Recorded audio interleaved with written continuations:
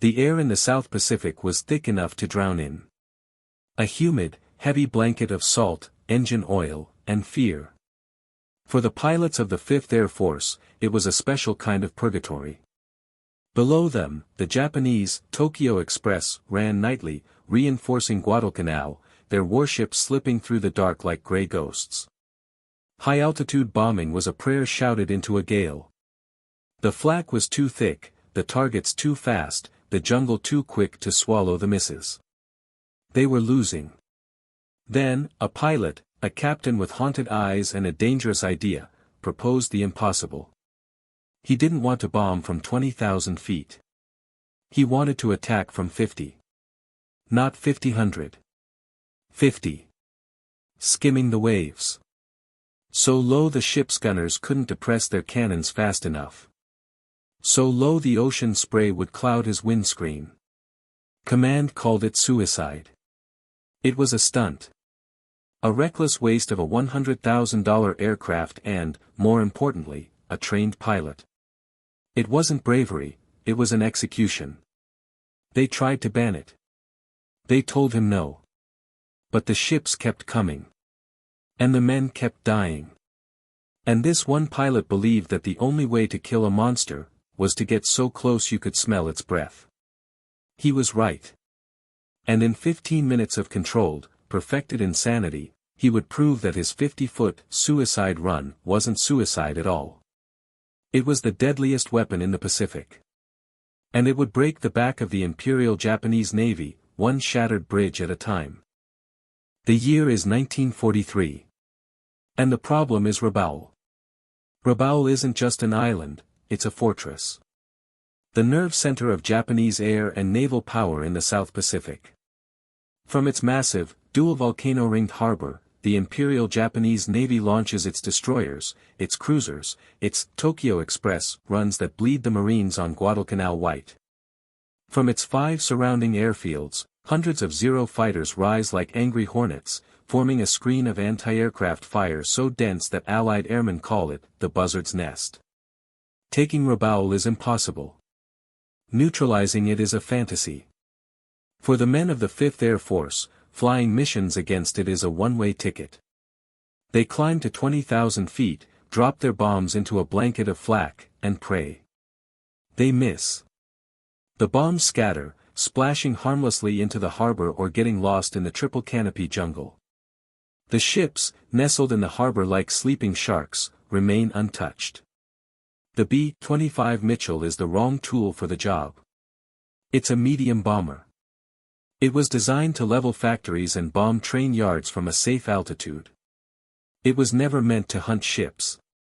It's too slow, its bomb bay too small, its .30 caliber nose guns little more than pinpricks against the steel hide of a destroyer. The pilots know it. Command knows it. The Japanese, sitting in their reinforced concrete bunkers in Rabaul, certainly know it. Every mission is a failure written in the smoke trails of downed American planes. The losses are catastrophic. Morale is shattered. The jungle is swallowing more wreckage than the mechanics can replace. The war in the Pacific is being lost, not in great battles, but in this daily, grinding attrition of men and machines against an objective they cannot hurt. Into this meat grinder steps a man who doesn't fit. He's not a fresh-faced 20-year-old. He's Paul Gunn, Pappy, to his men. A 43-year-old ex-Navy pilot, a former airline manager from the Philippines who had to con his way back into military service after Pearl Harbor. His family was captured. He is a man running on caffeine, nicotine, and a core of pure, unadulterated rage. He is a mechanic, a tinkerer, a rule breaker. He sees the B-25s failing and he doesn't see a flawed aircraft. He sees a flawed strategy. He's not a strategist, not a West Point graduate. He's a man who understands engines and angles. And he has an idea. An idea born of desperation and the specific physics of violence. His idea is simple. And insane. High-altitude bombing is a failure. The margin of error is too great. The solution, he argues in smoky briefing rooms to skeptical colonels, is not to go higher. It's to go lower. Not 10,000 feet. Not 1,000 feet. He wants to go on the deck. Mast height. 50 feet above the waves. He wants to fly at the ships, not over them. The officers laugh him out of the room. AB-25 is a 15-ton aircraft. Flying it at 250 miles per hour, 50 feet off the water, is a recipe for disaster. A single rogue wave, a moment of vertigo, a sneeze, and the plane would cartwheel into the ocean. The Japanese gunners, he's told, would tear him to shreds before he got within a mile. It's a suicide run. The proposal is rejected. But Pappy Gunn is not a man who listens to no. He is a man possessed.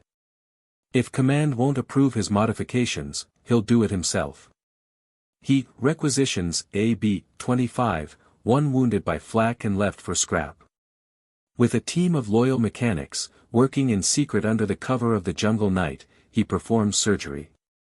He rips out the Norden bomb sight, that sacred, useless piece of high-altitude precision. In its place, he mounts guns. Not the standard .30 calibers. He scavenges .50 caliber machine guns from wrecked P-40s and B-17s. He mounts 4 in the nose, welding the mounts himself. Then he adds 2 more on the fuselage sides, creating blister packs. The result is a monster. It's no longer a medium bomber. It's a flying shotgun. It is a 15-ton strafing machine. But the guns are only part one of the equation. He's not just going to shoot at the ships. He's still going to bomb them. But how? From 50 feet, a normal bomb would either skip off the water like a stone or, if it hit, the explosion's concussion would blow the B-25 itself out of the sky. The pilot would be vaporized by his own success. Gunn needs a way to delay the explosion. He needs a timer. He and his mechanics start modifying the bomb fuses. They wire in a simple, crude delay. 4 to 5 seconds. Just long enough, he calculates, for the plane to drop its payload and race past the ship before the bomb detonates. This isn't just flying. This is mathematics. It's a deadly equation of speed, altitude, and time. He tests it in secret. He takes his monster, Pappy's Folly, out over the ocean, finds an isolated patch of reef, and attacks. He lines it up, 50 feet. The noise in the cockpit is deafening as the 8.50 calibers open up, chewing the water into a white foam. He releases the bombs. He counts. 1, 2, 3. He pulls up sharply as the ocean behind him erupts. It works.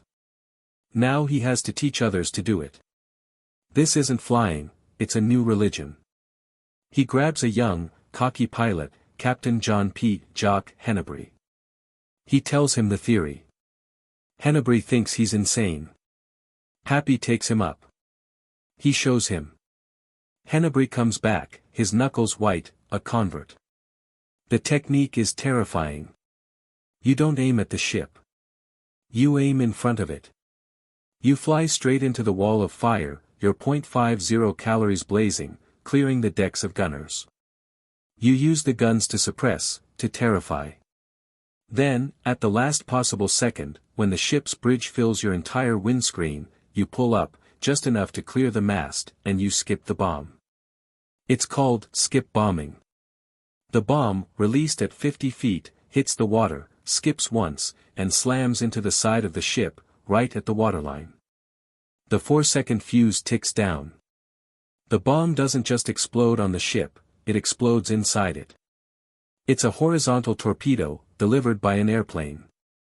It is the most violent, personal, and terrifying way to attack a ship. And the Japanese have never seen anything like it. Pappy Gunn presents his findings to the new commander of the 5th Air Force, General George Kenney. Kenney is a different kind of leader. He's not a spit and polish man, he's a brawler, just like Gunn. He sees the reports. He sees the modified plane. He sees the sheer, beautiful, practical violence of the idea. He doesn't just approve it. He demands it. The suicide run is no longer banned. It is now official 5th Air Force doctrine. The factory in Australia is ordered to convert every B-25 to Gunn specifications. The age of high-altitude failure is over.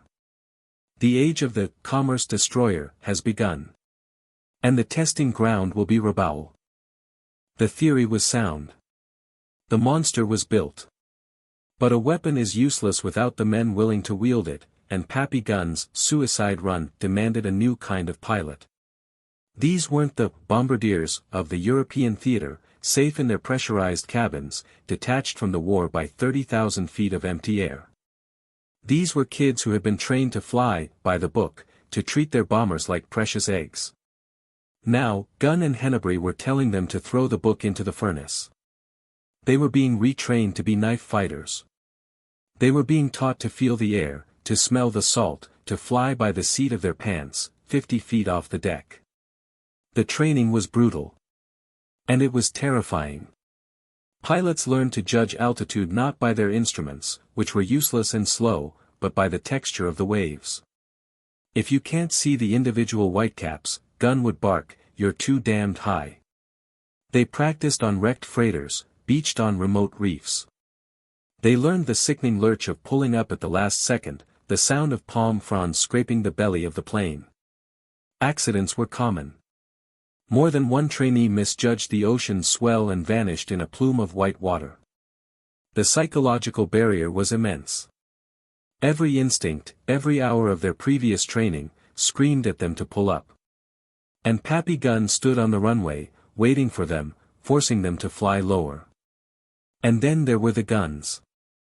The strafers, as the modified B-25s were now known, were unlike anything else in the sky. When a pilot hit the trigger, the entire 15-ton aircraft shuddered. The noise wasn't a rat-tat-tat, it was a deep, visceral roar, a deafening vibration that shook the fillings from their teeth. It was the sound of a flying buzzsaw. They learned to fire in 3-second bursts, to walk the spray of bullets across a target. They were no longer bombers. They were hunters. Their primary weapon wasn't the bomb, it was fear, delivered at 3,000 rounds per minute. We tried Pappy's run today. Took the strafer out over the cove. The general's orders are 50 feet. I came in at 75. The crew chief met me on the tarmac, didn't say a word, just handed me a tennis ball. Told me to go back up and not to come back until I'd bounced it off the water from the cockpit window. He wasn't joking. This isn't flying. It's something else. The Japanese were masters of anti-aircraft fire. Their warships, especially the destroyers guarding the convoys, were bristling with 25mm cannons. These guns were fast-firing, accurate, and deadly. They were designed to throw up a wall of steel that no high-altitude bomber could penetrate. But the Japanese gunners had a blind spot. Their guns, their sights, their training, it was all geared for targets coming from above. They were completely, psychologically, and technically unprepared for an enemy coming at them. They had no idea what was about to hit them. The first true test came. A small Japanese convoy, 2 transports, 1 destroyer escort, was spotted steaming towards La. This was it. No more practice on wrecks. This was live fire. The strafers took off, flying in loose formations of 3. They flew in silence. Radio silence, to avoid detection. They flew low, hugging the jungle-covered coastline of New Guinea, navigating by riverbeds and mountain peaks. They were a whisper, a 15-ton whisper. Until they weren't. They broke from the coastline and descended to the deck. 50 feet. The ocean was a blue-green blur. The target, the destroyer. It was the only thing that could hurt them. You always kill the shepherd before you go for the sheep. The destroyer saw them. Puffs of black smoke, flak, blossomed in the air, but above them. The gunners were aiming for 500 feet, 1,000 feet. The B-25s were under the fire. They were too low. The Japanese 25mm gunners frantically cranked their wheels, trying to depress their barrels, but the angle was impossible. They were helpless. Then the strafers opened up. From half a mile out, the 8.50 calibers began their roar. The effect was instantaneous and horrific. The water in front of the destroyer was churned into a white froth. Then that froth climbed aboard the ship. It wasn't just bullets, it was a wall of lead. It scythed across the bridge, obliterating the windows, killing the officers. It swept the decks, shredding the anti-aircraft crews.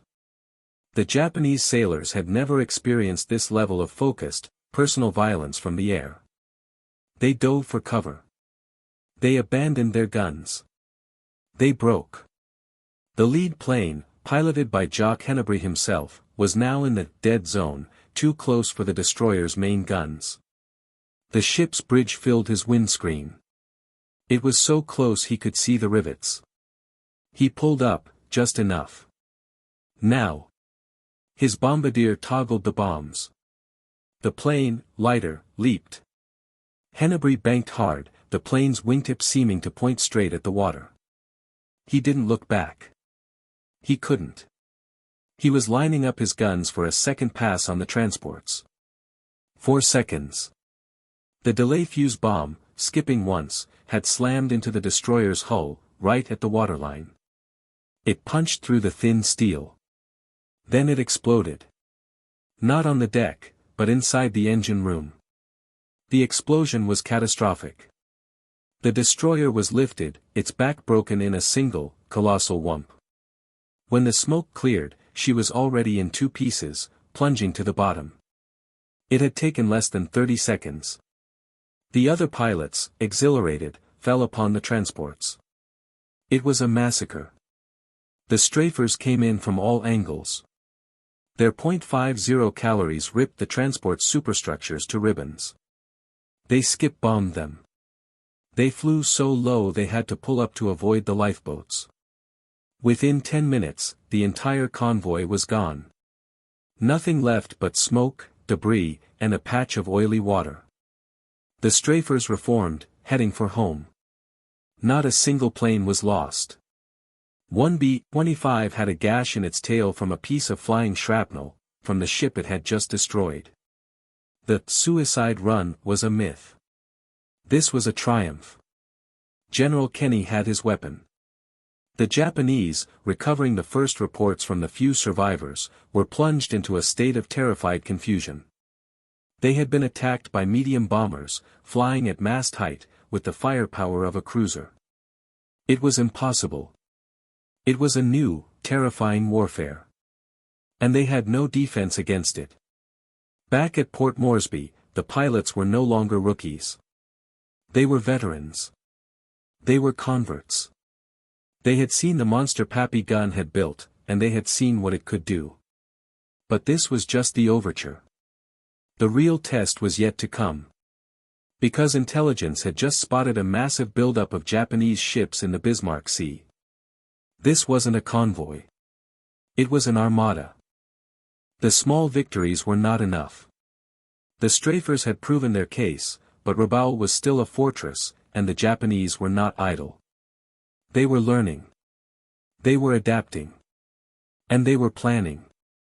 In the last days of February 1943, Allied intelligence intercepts, pieced together from radio chatter and high-altitude reconnaissance photos, painted a terrifying picture.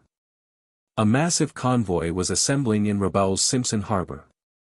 This was not a Tokyo Express run of a few destroyers. This was an armada.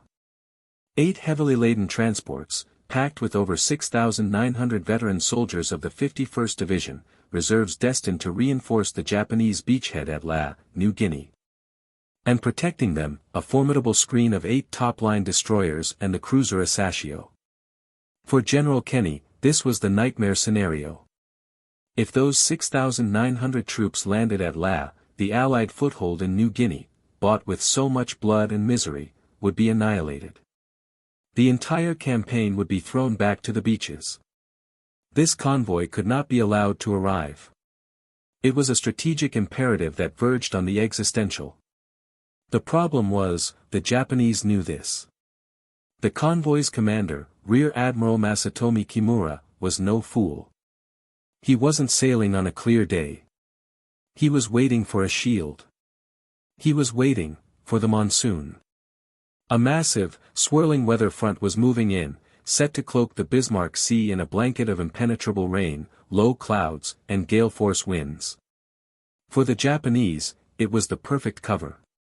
For the high-altitude B-17s, it was a blinding curtain. For Pappy Gunn's low-level strafers, it was a death sentence. Flying at 50 feet in a 50-knot crosswind, through rain so thick it was like flying into a waterfall, was not just difficult, it was physically impossible. The ocean, whipped into a frenzy, would reach up and swat them out of the sky. The convoy planned to use this storm as its invisible shield, slipping through the Vitiaz Strait unseen. Aboard the Asashio, Admiral Kimura felt a grim confidence. He had his Zero fighter escorts from the airfields at Rabaul.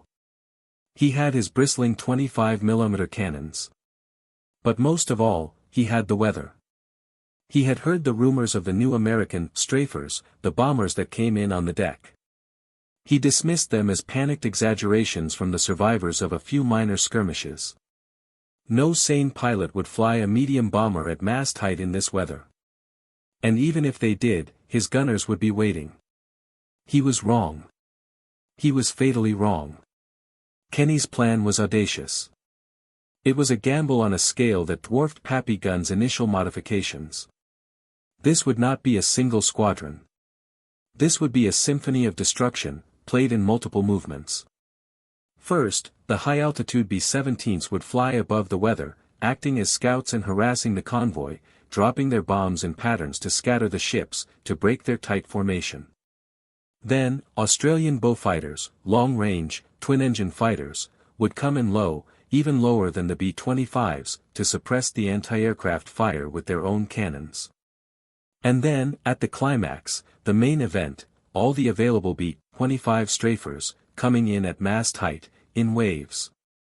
They would hit the convoy from all sides.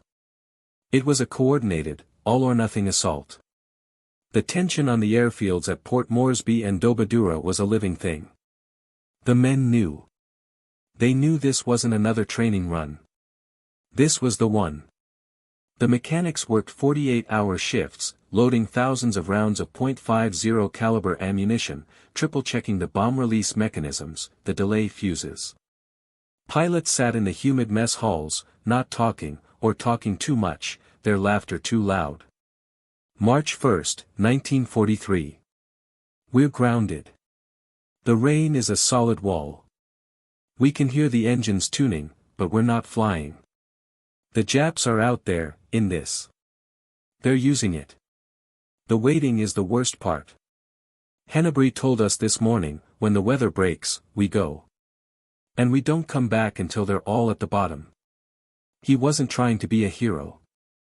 He was just, stating a fact. I hope my guns don't jam.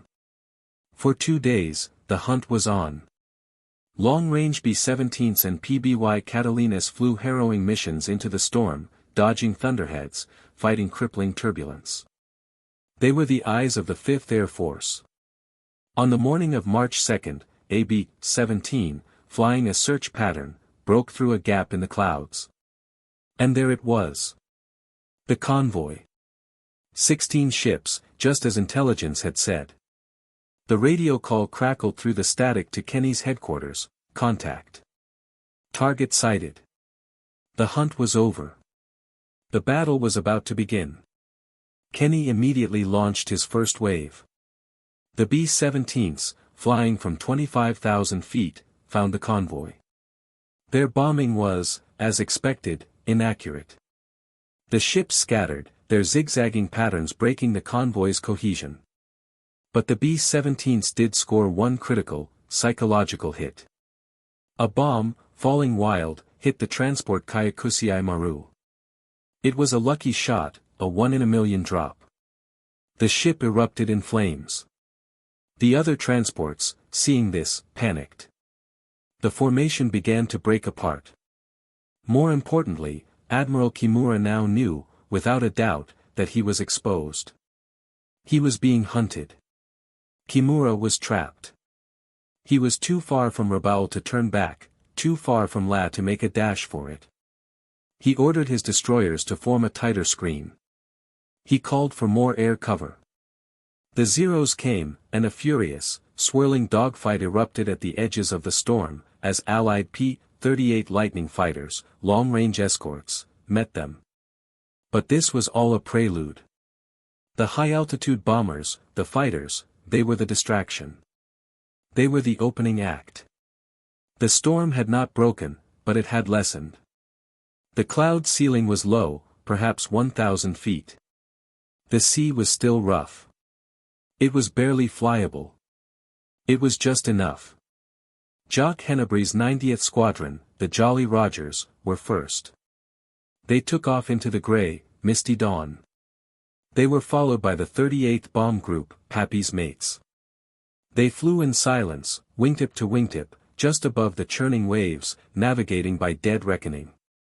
They were flying into the storm, into the Zeros, into the wall of flak. They were 100 men in 20 planes, and their job was to sink an armada. They had Pappy Gunn's modified planes, his insane tactics, and 4 seconds on a bomb fuse. And they had a rendezvous with Admiral Kimura. The flight to the convoy was an act of pure, agonizing faith. The B-25s of the 90th and 38th groups flew in the storm. They didn't have radar to guide them, only a map, a compass, and the instinct of lead navigators who were flying blind, 50 feet over a suicidal sea. The turbulence was so bad it threw men against their gun sights. Rain hammered the aluminum skins, so loud it drowned out the roar of their own engines. They flew in squadrons of 3, wingtips perilously close, emerging from one grey cloud bank only to plunge into another. For over an hour, there was nothing. Nothing but the sea, the rain, and the vibration of the 8.50 calibers in the nose, cold and waiting. Then, the call. Tally-ho. 11 o'clock. The Japanese convoy. It was scattered, just as Kenny had hoped. The high-altitude B-17 attacks had broken their formation. The ships were no longer in a tight, protective screen, they were spread out, vulnerable, a gaggle of panicked sheep protected by frantic, racing destroyer wolves. Admiral Kimura, on the bridge of the Asashio, saw the gap in the weather and felt a spike of pure dread. He had ordered his Zeros up, but they were circling above the cloud layer, at 5,000 feet, looking for the B-17s. They were looking in the wrong place. Suddenly, the Japanese lookout screamed. But they weren't pointing at the B-25s. They were pointing at the phantoms that came first. The Australian Beaufighters. Coming in at wave-top height, their 4 20mm cannons and 6 machine guns opened up. This was the first part of Kenny's plan, suppression. The Beaufighters didn't aim for the ships, they aimed for the gunners. They raced at the destroyers, their cannon shells exploding on the bridges, shredding the 25mm gun mounts. On the Asashio, the bridge was turned into a slaughterhouse. Japanese gunners, trained to look up, were vaporized by an enemy that had come from below. They were blinded, decapitated, and terrified. Now. As the Beaufighters pulled away, the main event arrived. Jock Hennebrey led the 90th Squadron, the Jolly Rogers, in. This was the moment Pappy Gunn had dreamed of. The B-25 strafers, their 8 guns thundering, line abreast.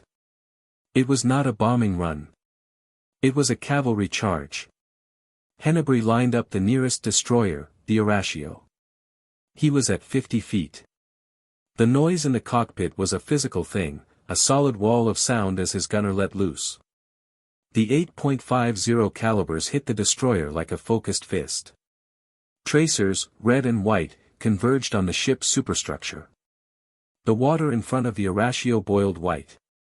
The Japanese gunners who were still alive fired back, but they were shooting at ghosts. The B-25s were too fast, too low. The gun barrels couldn't depress. It was a mathematical impossibility. Now! Hennebree yelled. The bombardier released the bombs. The 15-ton plane, suddenly 1,000 pounds lighter, leaped into the air. Hennebree threw the plane into a violent bank, his wingtip pointing at the churning sea, just as he'd practiced. He was already lining up his guns for a second pass on a transport. He did not look back. Then, the concussion. The 4-second fuse. The bomb detonated inside the destroyer's engine room. The Horatio didn't just explode, it jumped. A column of water, smoke, and steel erupted 100 feet into the air. Hennebree's plane was slammed by the shockwave, tossed like a leaf. But he was clear. Behind him, the destroyer was broken, her back snapped, already listing, sinking. The entire attack had taken 15 seconds. Then the rest of the strafers were in. It was a massacre. It was the Battle of the Bismarck Sea. The B-25s hunted in packs. They ignored the sinking destroyers and went for the transports, the 6,900 men. They came in from the bow, from the stern, from the sides. The .50 caliber guns swept the decks, a horizontal rain of death.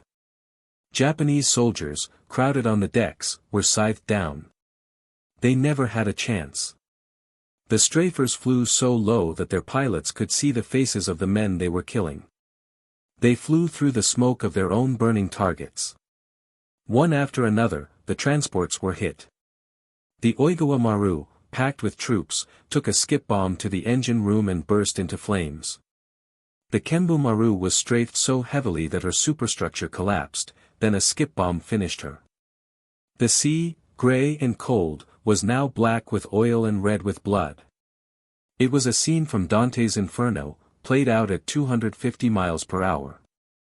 The Zeros, hearing the desperate radio calls, finally dove through the clouds. They were met by the P-38 Lightnings, who had been waiting for them. A massive dogfight erupted above the slaughter, a separate war that protected the B-25s below. A frantic radio message was intercepted by Allied listening posts. It was from Admiral Kimura, just before the Asashio went down. All ships, attack from the water level. It is not possible. They are monsters. We cannot fight them. The message cut out. The Asashio, his flagship, was hit by multiple planes, strafed and bombed until it was a burning wreck, and slipped beneath the waves. In less than 15 minutes, the battle was effectively over. The B-25s turned for home. Their work was done. Behind them, the Bismarck Sea was a graveyard. Not a single transport was floating. Not a single destroyer was unhit. The 6,900 troops of the 51st Division were either dead or drowning in the oily water. The greatest Japanese reinforcement attempt of the New Guinea campaign had been, in a single morning, annihilated.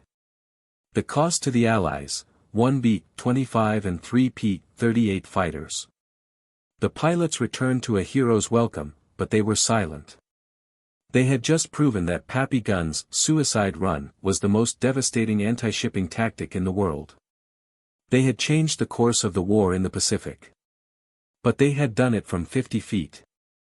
They had seen the whites of their enemies' eyes. They had seen the faces of the men on the decks. The victory was total. But the silence in the debriefing room that night was heavy, profound. They had seen, up close, what their flying shotguns could do. And the image would never leave them. The Battle of the Bismarck Sea was over in 15 minutes.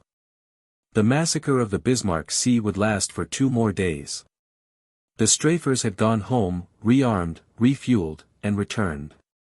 They were joined by P-38s, A-20s, and Australian Beaufighters. Their orders, issued by General Kenny himself, were grim, cold, and unambiguous. No one was to reach La. No one. The 6,900 Japanese soldiers were now in the water, clinging to life rafts, wreckage, and floating debris. They were an army, treading water. And the Allies began the systematic, terrible work of destroying them. It was called a turkey shoot. But it was something darker. The B-25s, their bomb bays empty, returned as pure strafers. They flew in low, sweeping passes, their 8.50 caliber guns churning the water, wood, and men into a red foam. The Japanese soldiers, who had survived the sinking of their ships, who had survived the explosions and the fire, now faced an enemy they could not fight. They were helpless. Some fired rifles at the attacking planes. Some waved white cloths in surrender. Some simply dove beneath the water, preferring to drown. The strafing continued until the fuel ran low. Then the planes returned to base, rearmed, and flew back out. "We flew 3 sorties today," one pilot's logbook read. Target, survivors. It's a grisly business. But command says they are soldiers, and if they make shore, we'll have to fight them in the jungle.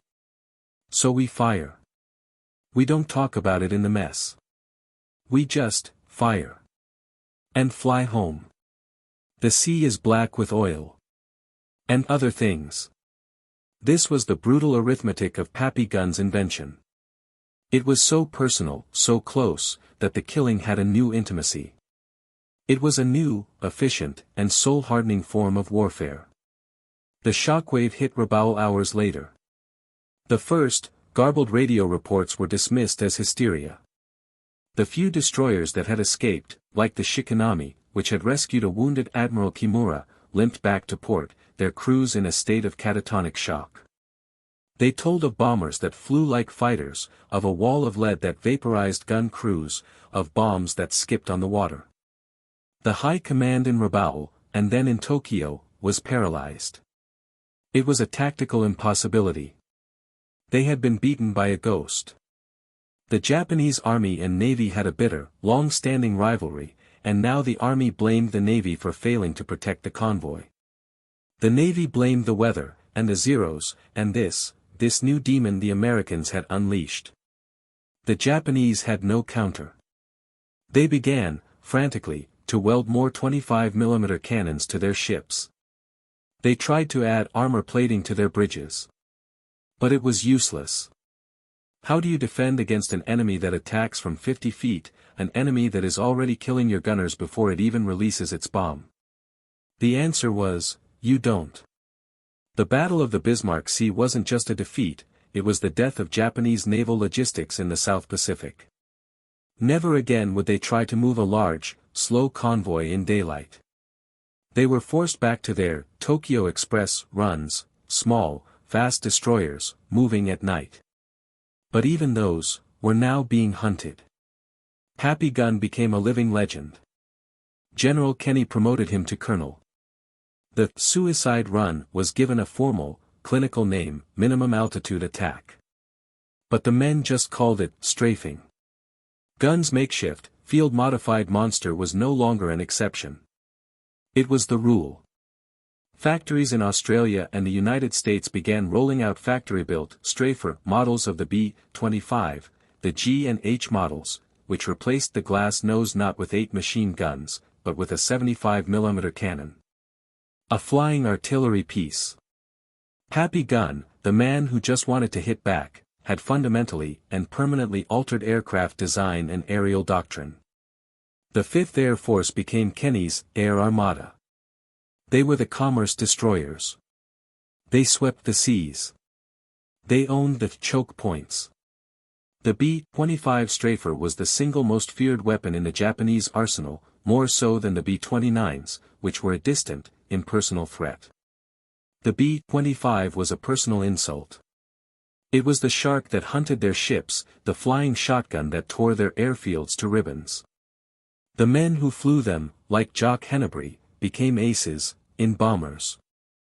Hennebrey's 90th Squadron, the Jolly Rogers, painted a skull and crossbones on their tails, a fitting emblem for the pirates of the low-level air. The psychological shift was total. The suicide run had, ironically, saved American lives. High-altitude bombing was a lottery of flak. This new tactic, this 50-foot run, was a duel. It was terrifying, it was personal, but it was survivable. It was so fast, so violent, so final, that the enemy was dead before he could properly aim. The B-25s would come in, 8 guns blazing, and the entire fight was over in the 30 seconds it took to cross the target. The crews had proven that the most reckless, insane-looking idea, was actually the safest way to fight. You didn't avoid the danger, you flew straight into its mouth, so fast and so low that it choked. The legacy of that 15-minute battle in the Bismarck Sea was the entire Pacific campaign that followed. By annihilating the 51st Division, the strafers had saved New Guinea. By saving New Guinea, they had opened the door for MacArthur's return to the Philippines. And all along that bloody, island-hopping road, it was the B-25 strafers that cleared the path. They isolated the Japanese garrisons. They starved them. They sank the ships that tried to resupply them, one by one, in harbors and coves, using the same tactic Pappy Gunn had welded together in the jungle. The 50-foot run. It was banned as a stunt. It was mocked as suicide. It was built in secret by a man consumed by rage. And in one 15-minute debut, it wiped out an armada, changed the course of a war, and proved that the most dangerous weapon is not a new machine, but a new idea. It was the perfect, terrible answer to the impossible problem of Rabaul. And for the thousands of Japanese sailors and soldiers at the bottom of the Bismarck Sea, it was the last, terrifying thing they ever saw, a 15-ton monster, coming at them from the water, with 8 eyes of fire.